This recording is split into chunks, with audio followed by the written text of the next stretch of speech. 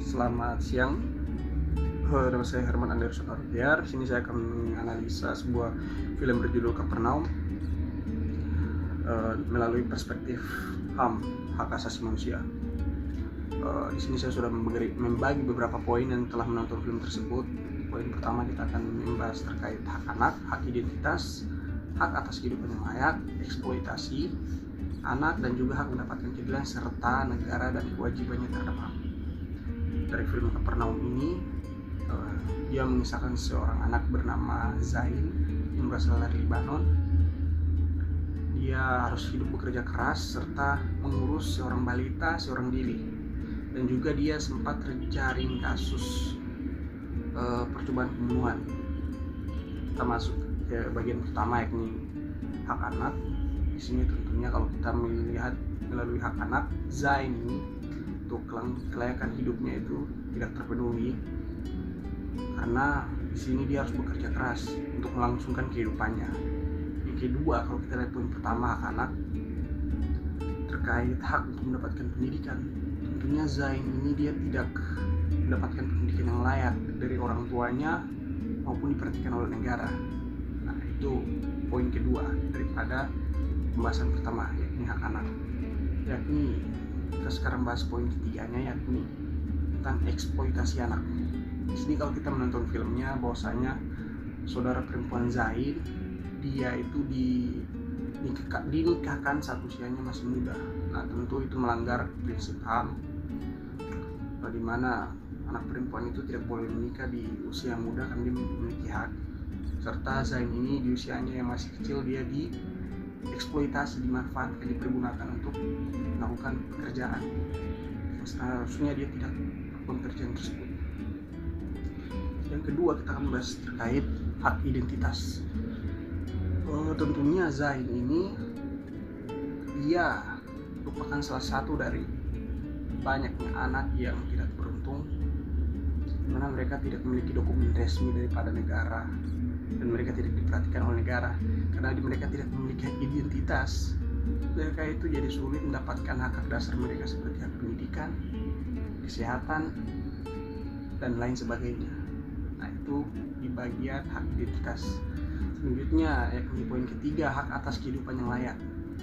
Kita tahu kalau kita nonton dari awal film hingga akhir awal film itu, kita lihat bahwasanya Zain itu masa kecil dia hidup di lingkungan yang serba sulit, ekstrim pokoknya, kemiskinan, dan juga dia harus bekerja keras. Dia tidak mendapatkan kehidupan yang layak atas hal tersebut. Jadi memang agak sulit untuk dia menjalani hidupnya dengan kehidupan dasar yang tidak layak. Selanjutnya, yakni poin keempat, eksploitasi terhadap anak. Dari awal film mulai aja kita udah tahu bahwa Zain ini dia telah dimanfaatkan, dipergunakan oleh orang tuanya, keluarganya untuk memenuhi kehidupannya. Sebenarnya tidak salah kalau kita lihat, ini kan merupakan keinginannya dia, tetapi kalau kita lihat perspektif HAM, tentunya ini salah karena dia telah dipergunakan oleh keluarga untuk membantu mereka mencari materi perekonomian mereka, serta kita lihat cara mereka dalam memenuhi kebutuhan kehidupan mereka sehari-hari. Tentunya itu melanggar prinsip-prinsip HAM, di mana Zain ini dia harus membantu orang tuanya membeli dan menjual obat-obat yang sebenarnya terlarang ke para narapidana di penjara.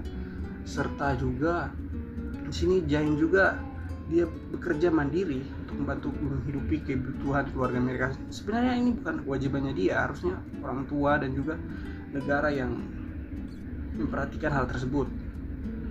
Selanjutnya, ini hak untuk mendapatkan keadilan. Kita tahu bahwasanya Zain ini pada akhirnya dia menuntut haknya dia sebagai seorang anak, di mana dia merasa tidak adil bahwasanya orang tuanya dia ini melahirkan dia ke dunia tetapi tidak memberikan dia kehidupan yang layak. Poin-poin tadi saya sebutkan terhadap hak terhadap anak, hak identitas, segala macam, dia tidak mendapatkan kebutuhan tersebut. Hak atas kehidupan yang layak dia tidak mendapatkan hal tersebut. Makanya dia menuntut keadilannya dia. Bagaimana dia menggugatan tersebut adalah simbol bahwasanya dia berjuang untuk meminta pertanggungjawaban, meskipun sistem hukum seringkali tidak berpihak kepada anak-anak seperti Zain. Nah itu dia. Selanjutnya kalau kita lihat poin ke-6, yakni negara dan kewajibannya terhadap HAM.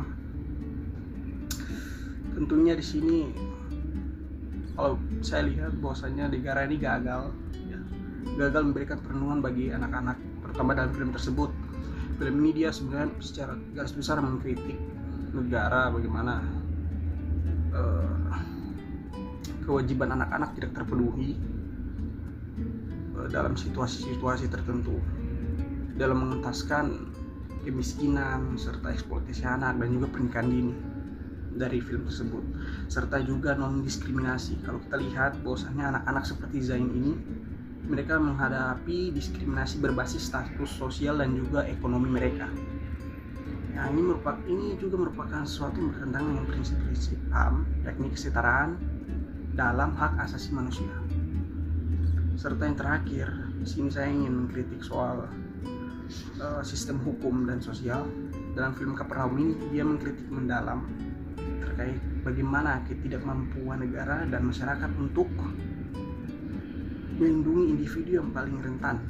Individu yang paling rentan ini masyarakat bawah, mereka yang tidak punya pendidikan, kualitas hidup yang layak, ketidaksetaraan sosial dan juga kemiskinan yang sistematik. Ini ketidaksetaraan sosial dan kemiskinan yang sistem ini sudah terjalan dari dahulu. Inilah yang membuat pelanggaran HAM menjadi hal yang lazim, hal yang sudah sering berulang terjadi dan sulit diatasi.